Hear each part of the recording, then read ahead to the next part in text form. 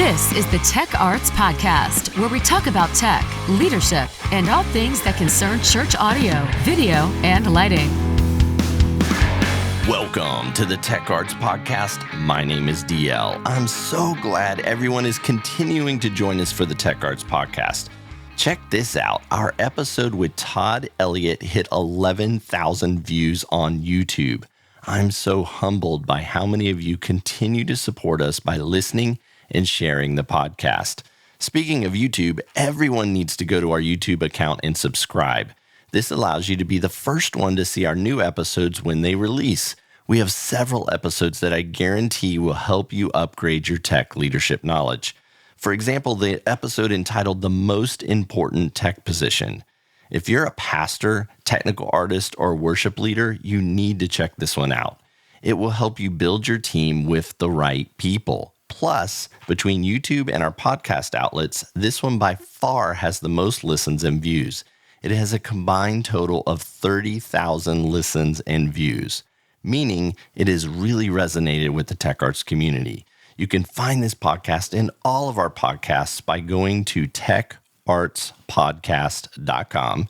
At that website, you can not only listen to the podcast, but you can find your favorite outlet to watch or listen on. So go to techartspodcast.com today.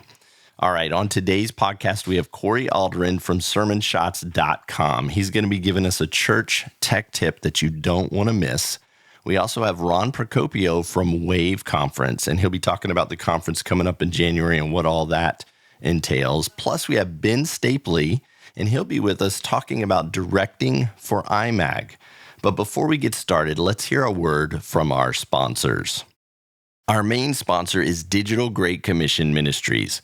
Whether you need help building a team, finding the right gear, or just better understanding the church tech world, DGCM is here for you. Because they are a 501c3 donor-sponsored organization, they come to your church for free and do an assessment of your tech, visitor engagement, and online streaming. Plus, we give away free gear. So be sure to go to audiovideolighting.com and register your email today. This will sign you up for all of the free giveaways and give you first access to everything we offer for free. So if you want free resources, training, or consulting, contact Digital Great Commission Ministries today by going to audiovideolighting.com. That's audiovideolighting.com. Today, we have an amazing church tech tip that I want everyone to know about. It's called Sermon Shots. It was co-founded by a gentleman named Corey Alderin. Corey started working with Christian devotional sites about 10 years ago, moving into software development, and about 2 years ago, started developing software for churches. That brings us to this amazing online tool called Sermon Shots. I found this tool a few months ago, and I have simply been blown away at how it works. I wanted to share it with all of you, so I reached out to Corey and was able to get him on the podcast today. Corey, welcome to the Tech Arts Podcast. Yeah, thanks for having me. Hey man, what is Sermon Shots and how does it help churches? Tell everyone out there who's not familiar with the product how that works. Yeah, so it's a platform that helps you take your sermon from Sunday, the 30, 60-minute sermon, and cut it into video for social media. So 30, 60, 90-second clips, reels and stories and whatever vertical format video that you're using on social media. They're getting great reach right now. And so this uses some really cool technology that just makes it really easy for churches to do this. So a lot of churches, they're hiring full-time people and they're putting a lot of assets into the social media side of things. And they're spending a lot of time doing the captioning. I think you're talking about how it can do the captioning and things of that nature. So they're putting a lot of resources into it. Your product makes this so much easier. I mean, how does it do that? Is it just, is there just magic in the background or what's going on there? A little bit of magic maybe, but we've put a lot of time and effort into making this really simple. Basically, like you were saying, if you know how to make these, made them in the past, it can take an hour or so. Some of the time-consuming pieces are trying to find the part of your sermon that is clippable. Like, where was that great moment, right? Like, you kind of remember where it is. One of the coolest things that we do is we do transcribe the whole sermon. And that's for two reasons. One is it adds that to your video at the end, because lots of people listen on mute. But the second thing, and this is the best part, is it makes the sermon 100% searchable, like a Word document. So now you don't have to remember kind of like, where was that? Watch it again, all that. You just type in a key word, key phrase, and it puts you right to that part in the video for you to be able to clip. So That's very cool. I think you're being generous when you say an hour. For me, it's probably like 2 days to build these things. But, that's awesome. So it kind of categorizes it and everything. Let's take a look at it. Can you give us kind of a demo? I know a lot of people out there are just listening, but if you go to YouTube, you can watch the Tech Arts podcast as well. We'll try to talk it through so that you guys can understand it from a listening perspective. But Corey, kind of let's take a look at your computer and do a quick demo on this software. Yeah, sure. Let's do it. So the way it works, we've broken it up into a few really easy steps. The first step is to upload your sermon. So what you do is you can upload from YouTube really simply by just having the URL, and we upload it right away for you, or from your computer, and then we keep all of them. And so you can just scroll through and find the one that you want. And so I'll use this one. After you select the sermon, the next step is selecting the design that you want. So we have a graphic designer who makes 10 to 20 of these a week, and we're up to a database of probably up to 300-400 of them. And they range from vertical, square, horizontal. So vertical, I already mentioned this, vertical format video is really popular right now. You can filter by vertical if that's what you're looking for. They have lots of different visuals, from graphic heavy to not graphics, different things like that. So if you're just listening right now, I'm looking at 10, 15. I mean, he keeps scrolling. I'm looking at all kinds of templates that you can just apply to your video, and boom, you've got a ready-made edited template. Yep. Yeah, and so if you find one that you like, you just click on one that you want. I'll just make, I don't know, do you have one that you like that I can make? Or should I just pick one? Just pick one. Just pick that one. I'll pick that one. After you pick the design that you want, the next step, and this is the part that I was mentioning before, it is fully transcribed. So on the left side of the screen here, it's completely transcribed. And what that does then is make it searchable, like I was saying. So up here on the top, you can just type in a word, a phrase that you're looking for. In this one, I remember what I was looking for in this example was when he said the word greatest. So you type that in, and what it does is it finds all the instances of that word, and it goes right to that spot in the video here. So on the right side, the video. That is, that is most of the work right there. Because you're like watching the entire sermon. But the good news is, by the time you get done making one of these, you've watched the sermon 18 times. The bad news is, you've watched the sermon 18 times. That right there is such a time saver. That's amazing. It just went right to the video piece where the word was at. Yep. And then if you're using a word that's used more often, maybe 10, 15 times, you use this down button, just like in a Word document where you're going through and finding the second instance, the third instance. And all along, it's going right to that part in the transcription and that part in the video. And so once you find the spot, let's say you find the spot here, for example, every sentence is blocked. And all you do is you hit this plus button next to each sentence and say, okay, I want that part to be in my video. I want that part. And what you're doing is you're just saying, that's the sentence I want. And so instead of cutting video kind of in the traditional way, you're just saying, that's the part I want based on the sentence that he said. And what it's... So instead of whipping out like the editing software, Adobe Premiere or Final Cut, this is essentially kind of... It's somewhat doing that for you by just selecting the words that you want, right? Yep. So after you're done selecting by clicking all the plus buttons, when we go on to the next step, we cut that video for you automatically in about 15, 20 seconds. Wow. So I can keep clicking each one. I can come down and hit Shift and hit the plus button, and it selects that whole section. And down here on the bottom, it tells you how long your video is. So I can see I've selected 43 seconds. So if you're trying to stay under 60 seconds, that helps guide you through that. And each word, this is what is going to be transcribed on the final video. And so if there's punctuation you need to change, or kind of a churchy Christian word that gets spelled wrong, every one of these words can be changed and fixed if needed. So it identifies that on the left side of the screen, and then you can go in and kind of modify and edit it before it places it on the video. Yeah, and so once you have what you want, if you select this, I selected one continuous piece, but you can also select multiple pieces throughout the sermon. So if the pastor says, 3 topics, and you want to select the 3 times within the 3 different parts of the video, you can do that as well. And once you have that, you hit next. I need to save.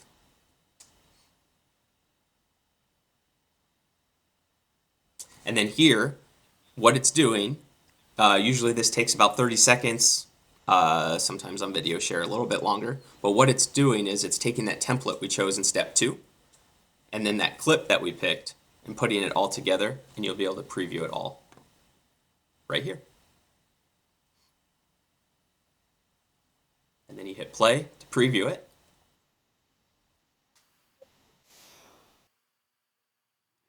And there's our template. There's the words coming up. That's pretty amazing. And then I'm assuming there's a way, how do you get it? Like, do you download it, or how do you get it onto your system? Yeah, so if after you're done previewing you like it, you just hit download right here, and it's yours, and you can share it wherever.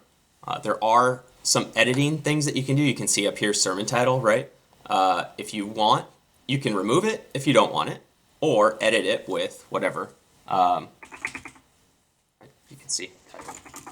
Whatever your title is that you want. And you type it, and it adds it automatically there. You can change colors, fonts. You can see down here at the bottom, once you add your logo one time into your account, it adds it automatically to every video. That can also be turned on and off if you want it. Wow. So your title, your logo, you can even kind of fine tune. I'm assuming you can put music or whatever you want on there as well. Yep. So down here on the bottom, there's music, and you just click on whatever one you want. It can be slow, kind of like churches add the pads at the end of the sermon, right? The pastor's kind of wrapping up, and you have that emotional effect. Well, you can add that to any clip now that you want. It can be like that. We have more upbeat. That's more for like adding some, another emotional effect basically to the video. Yeah, kind of drive the video a little bit. Are you able to upload your own? Yep, you can upload your own. Exactly. So we have some, and then you can upload. Very cool. Yeah. And then you just download it and right here, put it on your social media. And that's it.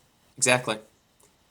That's very awesome. Hey, how did they get this? I mean, what are some of are you able to go into costs? I mean, is anything like detail how they get a hold of this product? Because it's amazing. Yeah, it's a web platform, and it's all on sermonshots.com. You can sign up right there. On the homepage, there's pricing, places where you can purchase. Every plan comes with a 2-week free trial, so you can sign up. You get full access to everything during the 2 weeks.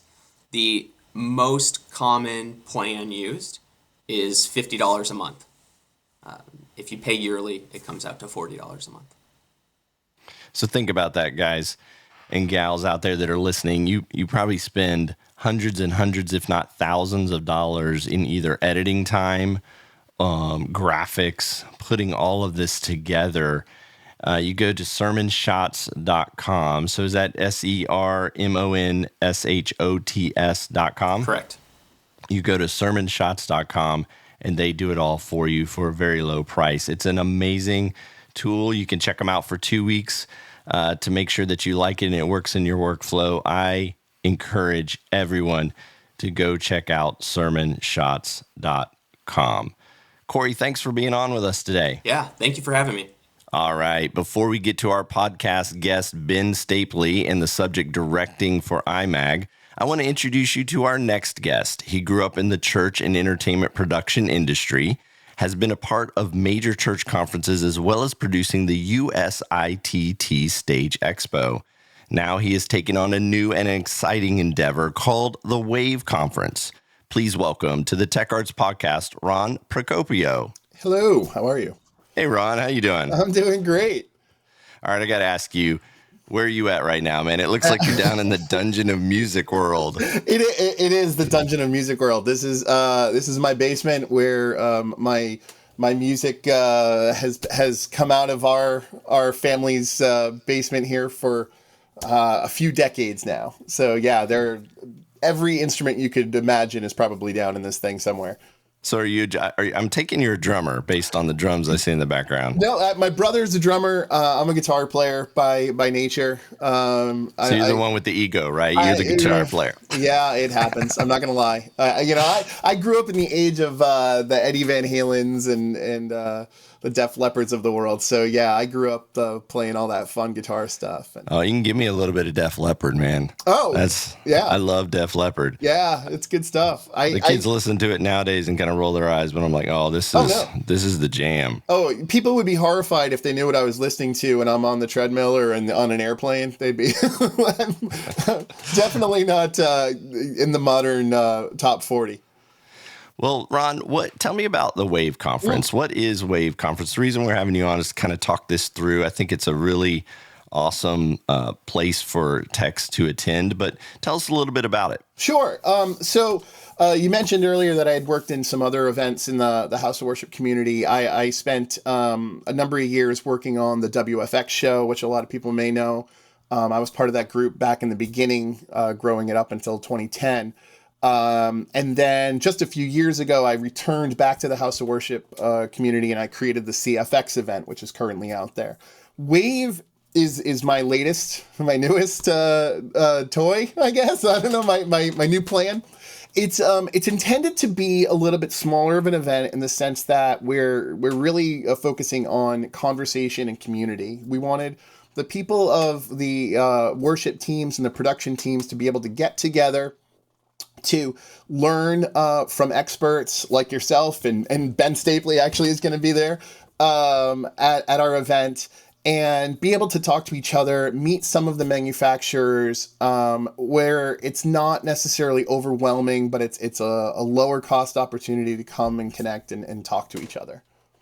Very cool. So it sounds like it's a little bit more of an intimate event. Yeah. I mean, is that the reason why I should attend? Because I know there's a lot of these going on nowadays, and what kind of separates you from the others? Absolutely. Yeah. This is not, you won't be walking for days. You won't have your feet killing you at the end of the day. It is, honestly, you're probably going to see about 350 of your attendees or your fellow production team or worship team members there. We're doing some unique all-day workshops as well, which is something that's a little bit different. It's more intensive training that we're doing. One is for worship team training. One is for audio-specific focus, and then another one is lighting and video trainings. And yeah, this is an opportunity to really get together and have that in-depth conversation. You can meet with Altman Lighting or Panasonic and say, this is what I'm doing. These are the challenges that I'm having. How would you suggest I go and fix these sorts of things? So it's more time to really talk about the issues. Very cool. So who's speaking at this? Oh, wait, hold on. I'm speaking at this conference. You're speaking at this. Yeah, I'm talking about LED walls, positives, negatives, fixes, and best use cases. So yeah. I don't know if your costs are $1 million or what. Everybody needs to sign up just to come see me, right? I'm the main attraction of this thing, right? I'm there. I'm there for that reason. Yeah. No, I'm kidding. I know Ben Stapley's speaking. Who else is speaking at this thing? Mark McDonald, you might know him, be known for something. He's doing a really cool session on how to utilize audiovisual technologies to create your own specific brand. So utilizing your colors, your themes, your ways in which you're utilizing that to create emotion and continuously work things through. Bryce McNabb, you might know him. He's a 3-time Emmy Award-winning video director. He's going to be speaking at our event.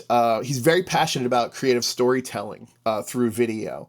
We've got Doug Gould there. We've got Stephen Ellison of The Light Source. There's a whole bunch more that are coming. And just to be, I'm kind of giving you the first scoop. Ascension Worship is going to be doing 4 sessions of education specifically around worship team training, leadership, working with the band and the tech teams together. It's going to be a really cool piece that we're going to be announcing very, very soon. Let's get into the dates and costs of this. When is this happening? Where is this happening? And how much does it cost? Sure. January 24 to 26. Orlando, Florida, because who doesn't want to be in Florida in January? Sunny Orlando, Florida. I am telling you, I am from the Northeast, and any chance I can get on a plane to go south in the wintertime is for me key. I will. My wife is going to be incredibly jealous as I'm down there, and she's back here with the 2-year-old. Sorry, honey. That's just how it works.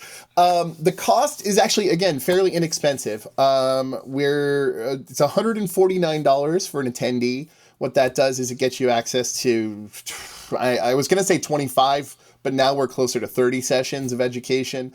We've got a church tour that we're doing of Discovery Church and their new broadcast facility. We're going to be bringing everybody over to the church and touring it, and then doing a worship service on our first day. You also get access to all of the exhibitors. So I mentioned some of the names earlier with Altman and Panasonic, but you'll see Megalite, Audix, Sennheiser, Shure. We've got all the Allen and Heath. A lot of the big brands that you recognize are going to be there to speak with you. That's awesome. Yeah. The Discovery Church tour is going to be worth seeing too. I helped design the audio, video, and lighting for that church, and it's pretty amazing. They did a great job in allowing me to kind of come in and set them up for success and give them some tools that really help them express their worship. So January 24th through 26th, 2023 in sunny Orlando, Florida. It's $149 for the conference registration. Mm-hmm. Group pricing is available for 3 or more, so you can bring your entire team and save a little bit money, I'm assuming. Absolutely. Plus a ton of great speakers, an awesome tour. You got to get all the information and sign up today. You can do that by going to wave-event.co. So that's wave-event.co. If you're watching us, it's on the screen. If not, let me say it one more time, wave-event.co. Ron, thanks for joining us today and telling us about this new endeavor that you have going on. It sounds exciting and awesome. I can't wait to speak there. I can't wait to meet everyone in person as well. Thank you, David. It's great to be here, and I hope to see you all there. Now let's move on to our main guest. His name is Ben Stapley. For over 20 years, Ben has created and captured moving and memorable moments for individuals, nonprofits, and corporations across the globe. Some of the fields he has worked in include pastoring, preaching, speaking, videography, photography, blogging, reporting, and producing. He also consults for churches and speaks at conferences about leadership, communication, and creativity. In the church world, he has been the creative arts pastor for Liquid Church in New Jersey, an executive team member for Christ Fellowship in Miami, where he oversaw worship, creative production, online communication, and guest services. Ben currently serves as the executive pastor at the Life Christian Church, where he leads staff and volunteers to execute the vision and mission of the church. TLCC is located in West Orange, New Jersey, and is known for its vibrant diversity and robust leadership culture. Today, we are talking to Ben about directing for IMAG. Please welcome to the Tech Arts Podcast, Ben Stapley. Hey, Ben, how you doing? I'm doing great, David. Man, I sound a lot more impressive after you read that long intro for me. Thank you so much for setting me up there. Hey, but thank you for having me here on the Tech Arts Podcast. Love your heart, love the podcast, love how you empower the church, capital C, to crush it for Jesus. I appreciate you, appreciate being here. Yeah, I get done with your bio and I'm just exhausted, man. You're I'm out of breath. I know. I need a break. How do you do all of that? So, but I do have a question here. Tell us a little bit about yourself, your family. I'm assuming you live in New Jersey. You're an executive pastor there at a church there. But tell us a little bit about yourself. Real quick, so I'm a Canadian citizen, so you might catch a little bit of the accent throughout. But I got married to a Jersey girl. She brought me down here, and I actually started my career in television in Toronto, Ontario. Then she brought me down here to Jersey. My game plan was to always bring her back up to Canada. It never worked out, P.S. But then it was in Jersey for the first about 10 years of my ministry career. Left, went down to beautiful, sunny Miami. Most people, when they leave Jersey, they don't come back. I'm one of the few exceptions that have actually come back to the state. So I'm back here now, and I've been involved in, like I said, television to start, but I've been involved in ministry for about the past 15 years. And I love empowering technical artists, directors, people who have the know-how to get the things done to proclaim Christ. So I'm excited to talking to them, talking about some of the nuts and bolts about IMAG, but more importantly, some of the leadership qualities that are needed from themselves to make sure they get what their desire is across the finish line. But sometimes there's a gap in terms of what they want to do and then actually executing it as well. So I'm really excited for this conversation. I get what you're saying about empowering technical artists. I get what you're saying about the creativity that I think a lot of technical artists feel like they're the behind the scenes, they're just the button pushers. And so I think it's great to have you on for this conversation directing for IMAG. But I know there's a lot of people sitting there. They've come off of their Sunday service. They're listening to us right now. They're thinking, what is IMAG? What is this word they're using, IMAG? So help explain what is IMAG. So first of all, if you've just come off of Sunday services and you're listening to this on your way home, first of all, get a big nap. You know, God, Psalms 127:2, God gives rest to his people. First of all, get a big nap. And then second of all, as you're going into your week, IMAG, what is this?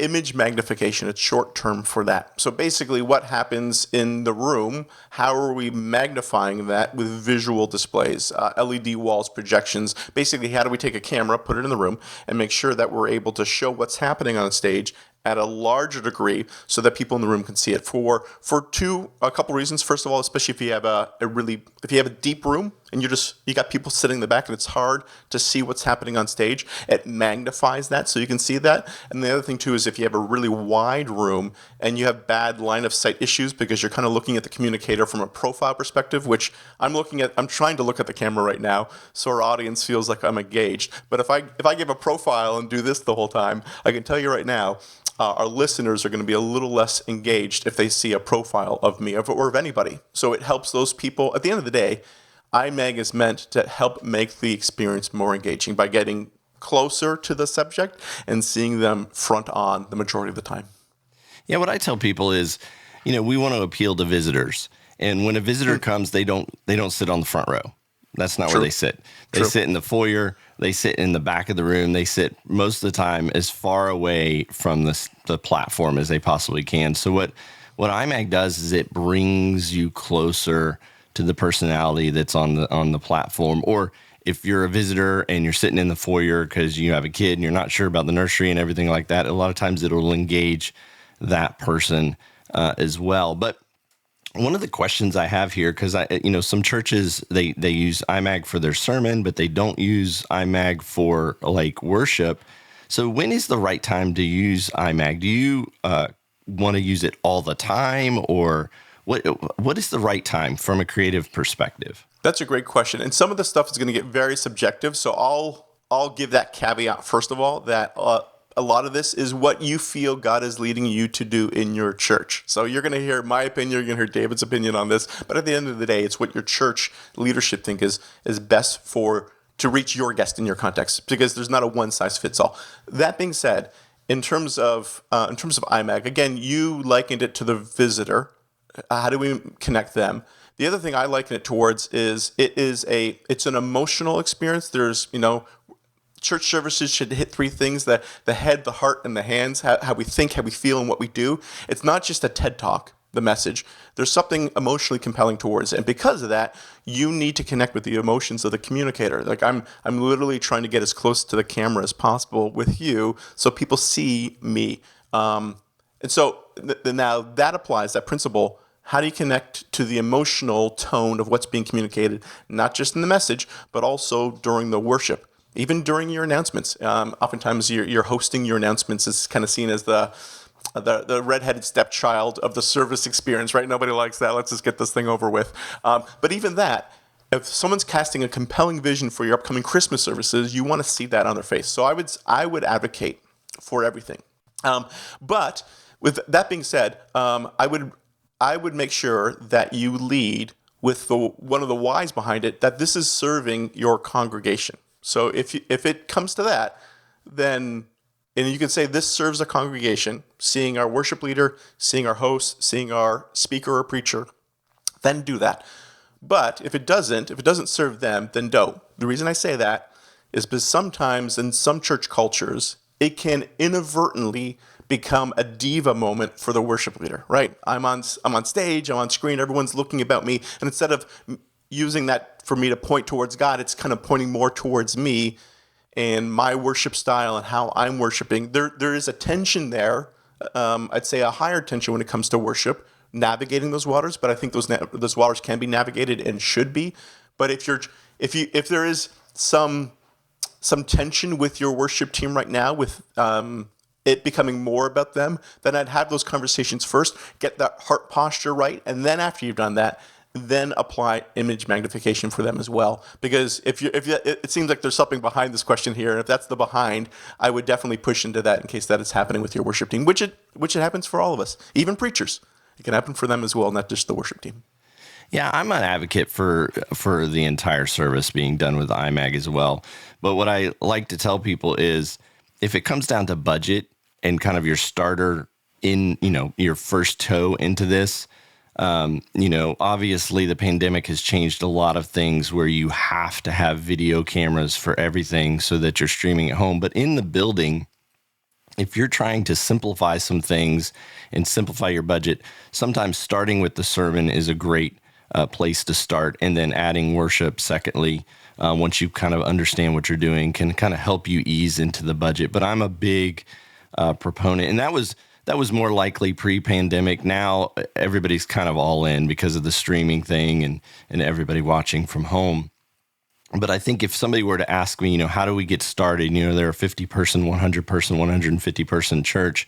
How do we get started? We don't have a lot of money. We only have 1 or 2 cameras.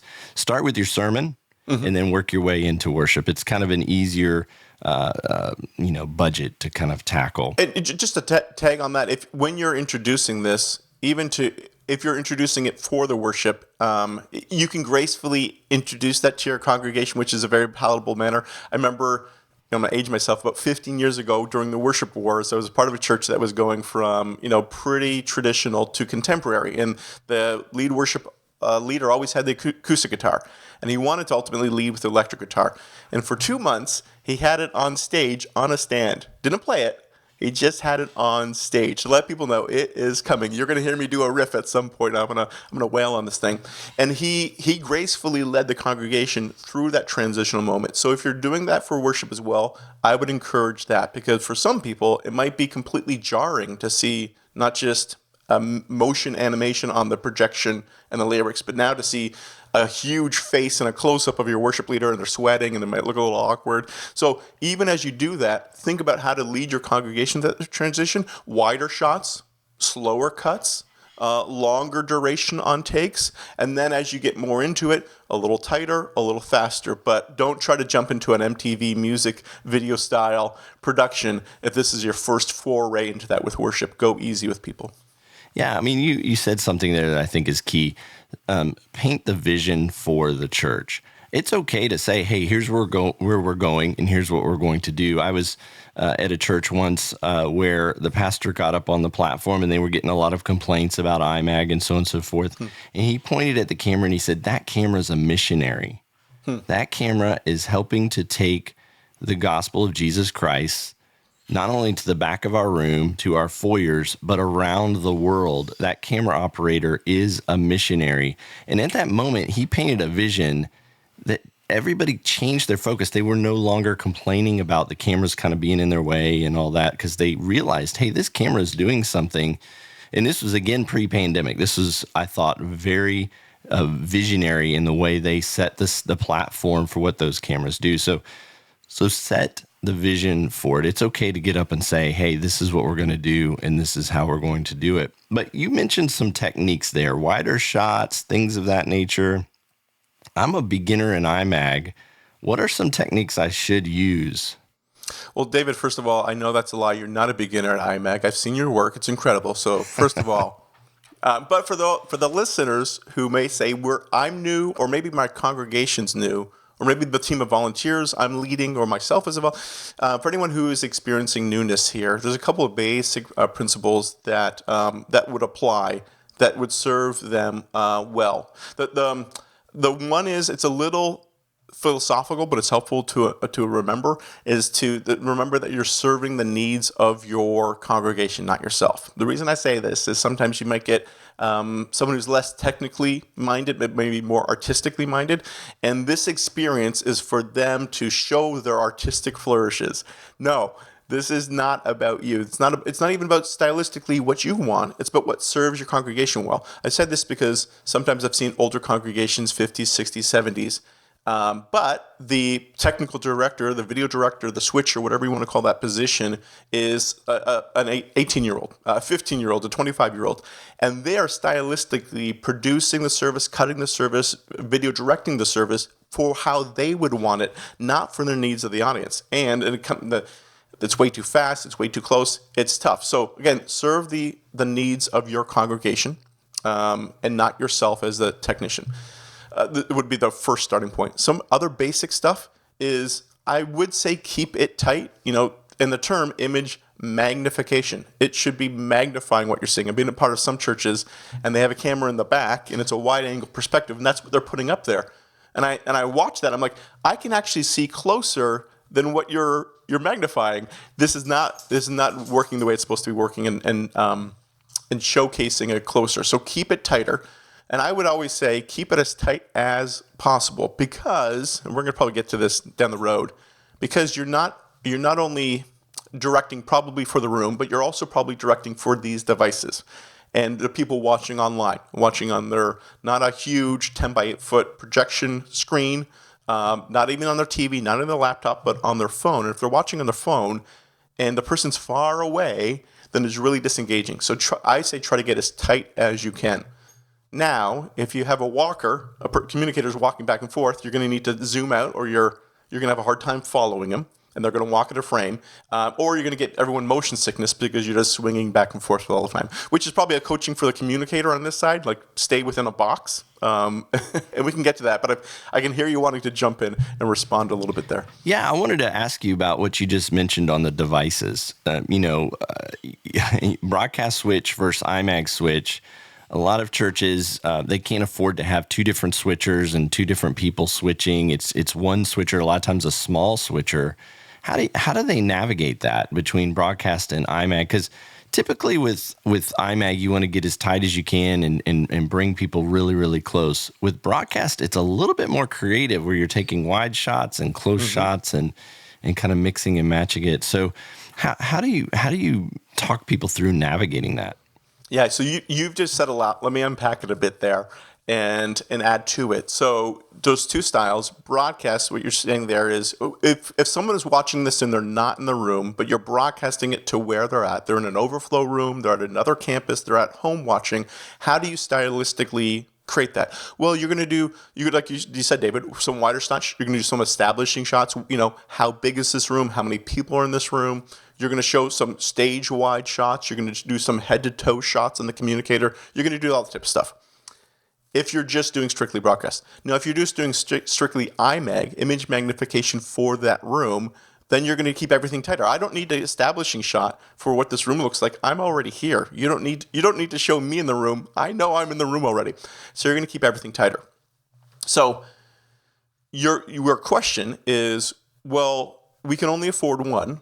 What do we do? How do we do it? Which do we choose? At the end of the day, I always ask, who is your primary audience? And when I say primary, I also mean primary/bigger. Where do you have more people watching this experience? Is it in your room or is it online?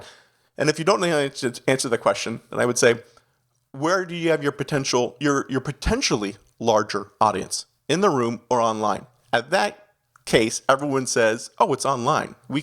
Our auditorium only seats 500, but we can reach 5,000, 5 million. We boost this with a Facebook post. We can reach tons of people online. Because of that, I say direct for your primary audience, which would be online, and because of that, lean towards a broadcast style. That's where I land because I want to try to reach more people online. It might not be as conducive for people in the room, but again, I'm trying to reach my primary audience, not my secondary audience. Yeah, one thing I like to say when it comes to this question is, first off, you probably can do 2 switches because most of the modern day switchers allow for aux outputs and some technical stuff that allows you to be able to do 2 switches. So get some help with your switcher because you probably can do and don't realize it, where you can route just like your pastor to the screens while you're switching for home and things of that nature.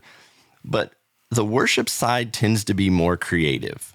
And a lot of times what I'll say to people is you can get away with wide shots and wider shots and pushes and zooms. You don't want to sit on a wide shot the whole time, but you can get away with those during worship, whereas during the sermon, people want to see their pastor. Now, it's engaging to show audience shots and things of that nature, but if you can only do 1 switch, a lot of times I'll say, do your creative wides and different shots during worship, and then during the sermon, keep it as tight as you can. It satisfies IMAG during the sermon. It satisfies, for the most part, broadcast and what people are looking for at home. I love what you're saying, a hybrid approach in terms of, hey, do broadcast during worship and then stylistically IMAG during the message. The other benefit to that approach, just because I think there's a lot of wisdom in what you said there, David, is generally speaking, most people during your worship set are going to run your house lights pretty low. So if you do a crowd shot, you're just seeing the silhouettes of people, the back of their heads. And then during message, you usually have the house a little brighter so people can take notes if they want. They can look at their Bible. They can look at people beside them if they want to be really creepy. So in other words, during worship, when you have those wide shots, it's not like, oh, there's Aunt Mary, or, oh, I didn't know Frank is in the service. You can't identify who people are. And then when the house lights are bright, and you could identify who people are from the back of their heads, their silhouettes, or if you're doing profile shots, you're not going to see that because you're going to do a head to toe on the communicator, knees up or waist up, or even a bust shot. So I like that hybrid approach because of that as well. I've been a part of services where I spend more time trying to figure out who's in the service during the wide shot than engaging in the content when that happens. You talked about it earlier. You talked about different personalities. Mm-hmm. Who is the right personality for directing IMAG? When it comes to who is a good person to be a video director, I'd say a couple characteristics. One is a calm. So it is a pressure scenario. If you've never been a part of it, you got multiple feeds, probably at least 3 cameras, sometimes up to 13. Who knows how many cameras you got? The pressure of the moment that this is happening real time. I'm not like editing a video by myself and I can take my time. No, this is happening right now. Oftentimes things are planned to the minute, or even sometimes in a lot of church services to the second. And to try to be on top of that and not miss cuts can be an anxiety-inducing experience for somebody. So you need to be able to be calm. Most people in these scenarios like actually the adrenaline and that moment, that pressure cooking. So you need to thrive on that. You also need to be somebody who is able to be in 2 time zones at once. And what I mean by that is you need to be in the moment so that you're producing it and you're aware where it's happening right now and it is happening well. But you also need to be living in advance what is coming up next, and that always needs to be in the back of your mind because you're setting up shots. Okay, we're coming out of this bumper video, hosts are coming on, they're coming on stage left, camera 3, get ready to pan with them as they walk on stage. Let's start with a head to toe shot so we can follow them well, and then camera 2, you're going to get a tight shot on the first communicator, which is the gal, stage right, so get ready with that. So you're doing both those things the whole time, being in the moment and one step ahead. And so calm, being ahead of the curve. And then the last characteristic I would encourage for people who are in this role or to develop in themselves, because it can be developed, and this is one for myself to develop, is to be an encourager. It can be tough, where at least I have, when I've been the video director, to feel the pressure of the moment and to let that stress cascade down to my camera operators, who are 99% of the time volunteers. And that pressure can make it for an unenjoyable serving opportunities. And where I'm just flagging not enough headroom, Give me more lead room. You got to zoom out. And it can all be critique, which it needs to so they can develop. But when are you finding times before the service happens, after the service happens, even during the service to encourage them? A great time of this is during videos. Whatever video you got, 30 seconds, 60, 90 seconds, team, you're doing a great job. Camera 3, I love that movement on the jib. Great job. I want to thank everybody for serving today. You're doing incredible. Okay, let's jump back into it. You need to look for those moments to encourage people. If not, it can just feel like critique. So those 3 things I would push for video directors. Yeah, and I think having calm is key. A lot of churches try to jump into this without communication or headsets where they can talk to the cameras and understand what's going on. And they kind of think they can just have the camera shooting and everybody does their job. Well, no, you need to have communication. You need to be able to talk to each other. You need to be able to understand and communicate, push, pan. You're doing a great job. All of those things need to be a part of what you can do when you add cameras. And I'm glad you brought up the calm and being able to encourage not just calm, but communication and being able to the calm encourage. Communication, yeah, the calm communication. That's actually I need to do a podcast on calm communication because that's a big deal when it comes to the tech and cameras and audio and video and lighting. But here's one I like to ask almost everybody when it gets into video, and that is, should your directors have a musical background or know how to play an instrument? Is that key to being a director? I think it's helpful. I think it's beneficial. I don't think I've ever seen it go sideways, but it is super helpful. Generally speaking, most services are 2/3 message and 1/3 worship, with a little bit of announcement shoehorned in there. And because most church services structure that way, 1/3 and 2/3, well, if their worship is going to be 1/3 of their service duration, 60 minutes, 90 minutes, 2 hours, you name it, that's a lot of the service that is directed towards music. And the artistry that goes there is not just from the people on stage, but just cinematically, visually, how are you supporting it? And how does it work with it, complement it, not compete against it? So because of all those reasons, it's a large part of the service, and stylistically, it should complement it. I would advocate for, I would be a proponent if someone said, I also play drums, or also do this. Now, my caveat is this: whatever their musical bent is, or whatever their instrument is, you need to be careful, because you can always see when a video director is a musician in the background, because they will always highlight the musical instrument they play. So like, why are half the shots the bass player?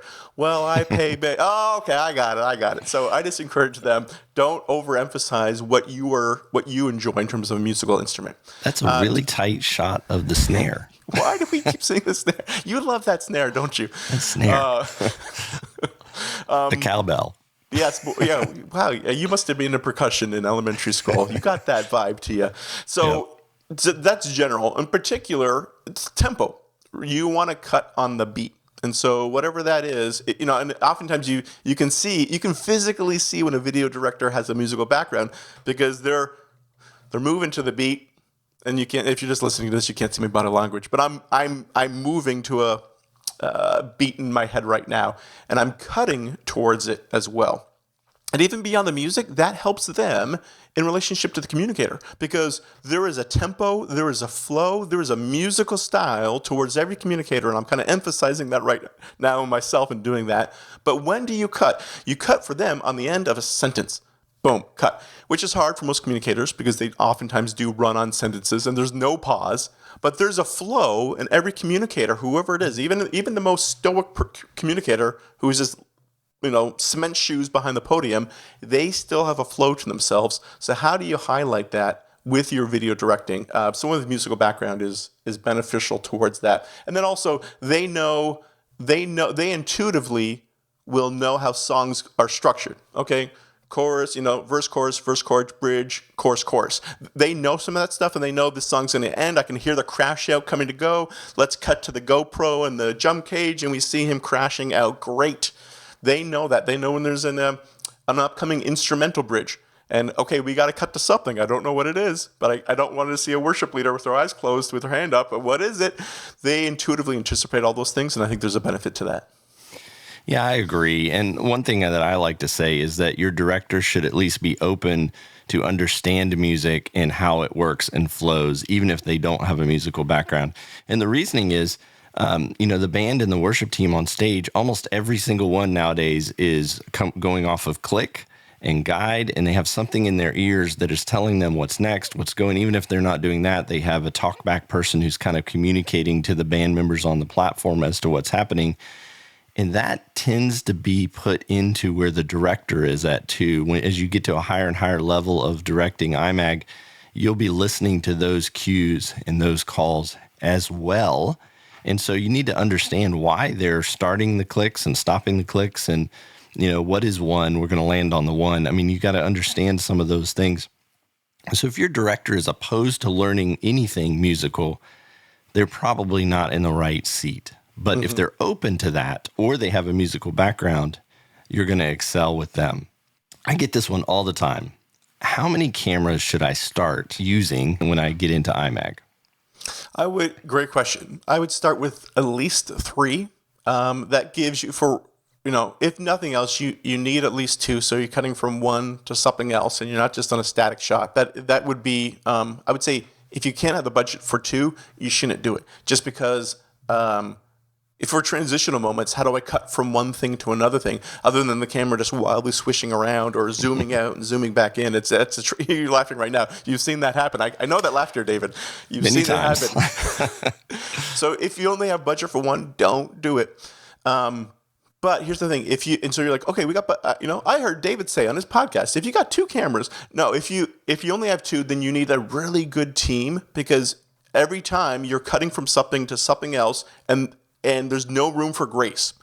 When you have 3 cameras, you have what I call it's a bailout camera. So if you got a tight shot, a medium shot, and a head-to-toe shot, or even a stage shot, that, something's happening, we don't know what it is, what do we do? You cut to your stage shot, and okay, we figure it out. Now we get the cameras reset, and we punch back in on whatever we realize is now happening. It gives you that grace. 3 cameras.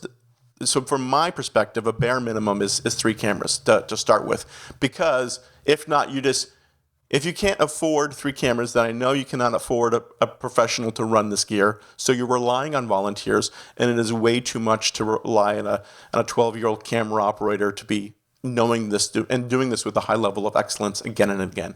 So Ben, from a leadership perspective, I'm the director, I'm the technical director. How do I lead in terms of working with my pastor or working with those that are on the platform? They're running into places where there's no lights, or they're doing things that are creating some issues.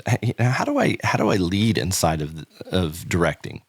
Yeah, or the lead pastor is pacing back and forth across the whole stage, and you're saying, "Stop! Could you stay at a stationary?" But yes, so oftentimes there's a tension between what the technical director, what the video producer sees in their mind, and then what actually gets executed.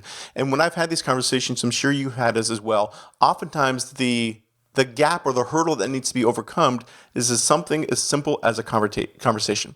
Where I've had multiple conversations with technical directors over the years, and they're like, my lead pastor does X, Y, and Z, or we can't do X, Y, and Z. And I'll say, when you brought that up, how did they respond? And oftentimes they sheepishly say, I haven't. And so my encouragement for people listening to this podcast, and if you're listening to this podcast, you want to grow your craft, and beyond grow your craft, you want to reach more people for Jesus and do it with less distractions and higher excellence. Not that that's a God that we worship at, but you want to do it to the best of your ability.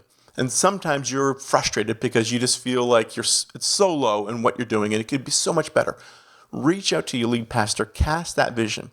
Not that you're trying to spend money because you're trying to be the cool church, but you think this is going to accomplish the mission of the church.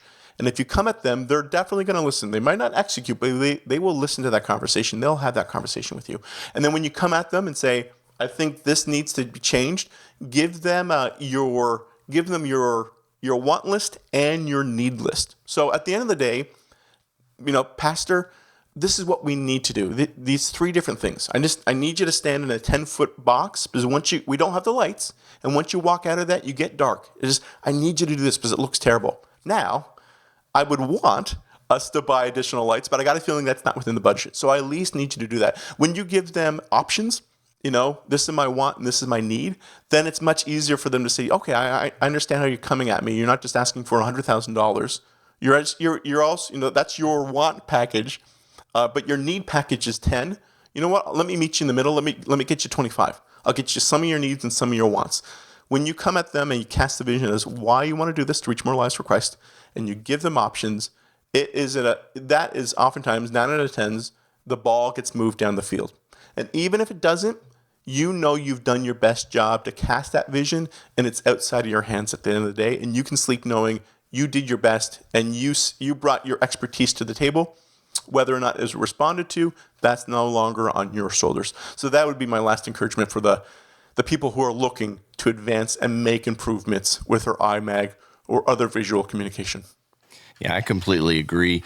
Present the solution with as little budget needed. And a lot of times if you present the solution, say, hey, pastor, like you said, Ben, I need you to stay inside this 10-foot box because when you go outside that 10-foot box, you're dark. If you stay inside this box, I don't need any money for lights. Well, a lot of times a pastor will look at that and say, I don't want to stay inside the 10-foot box. I really need to move farther. And they'll come back and say, hey, you know what? I'm going to approve the budget to get you some more lights. If you just come in and say, I need more lights, that doesn't, it's a totally different feel that he takes from that. He's like, oh, you just want more money.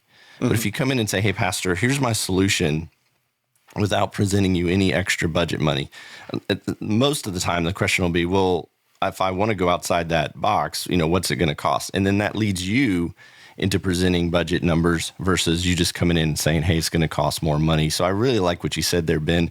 It's about presenting options, your needs, your wants. I like to tell people what's eye candy, what's not. So, like if you're doing lighting for your video, as a bunch of colors in the back, yeah, that's awesome. And it really helps the look, but key light is probably more important, So, kind of understand your needs and your wants. And when I say key light, that would be the lights that light the people's faces in the front. So understand your needs and wants. And I think what you said there was really awesome, Ben. So Ben, I know you have a blog up. I think it's at benstapley.com/blog directing. Is that correct? Yeah, that's some of the content that we hit right there. It can be found at that blog, and then additional content can be found at benstapley.com/blog as well. So I appreciated sharing it, but I just want to scratch the surface. More content is there and other avenues for you to grow your game. Yeah, you're also going to be at the WAVE conference. Is that correct? Yeah, we're going to be in Orlando this coming January with Ron. I think he was just on your podcast, and I'll be talking about AVL, why it matters, which is super helpful. I know the old saying, vision leaks, right? So why are we doing this? What is the importance of AVL and casting vision for any of us who may have gotten, dry or have lost heart, to encourage us that it does matter, and this is the reason why. Yeah, so if you want to sign up for that, you can go to wave-event.co. Ben will be talking there. Also, how do they get in touch with you? So if they want to book you, they want to bring you into a conference, they want to understand how to do IMAG better, audio, video, lighting, how do they get in touch with you? Yeah, if it comes down to probably the best step for people who are listening, if this is helpful, but you're like, man, I need to take 2 or 4 more steps down here, I encourage you to go to benstapley.com/coach. I'd love to give you a half an hour free consultation here about the tensions and problems you have and see if I'm the right person to help you overcome them. Yeah, Ben, this has been awesome. So many helpful insights. If you want to get in touch with Ben, please go to that website, benstapley.com. That's Ben, STAPLEY.com. Such an amazing resource. Thank you, Ben, for coming on today. Thank you for having me, David. Well, that's a wrap for today's episode. I can't wait to talk to you on the next episode of the Tech Arts Podcast. Until then, I'm David Leuschner, signing off by wishing you a great day and praying God blesses every moment of your week. See you soon. You have been listening to the Tech Arts Podcast, presented by Digital Great Commission Ministries. DGCM is a 501c3 nonprofit that was started to help churches with all things technical. Whether you need help building a team, finding the right gear, or just a better understanding of the church tech world, DGCM is here for you. Find out more about our free on-site visits, reports, and consulting by going to audiovideolighting.com. Digital Great Commission Ministries Ministries will help you run your church service like a pro. Find out more at audiovideolighting.com.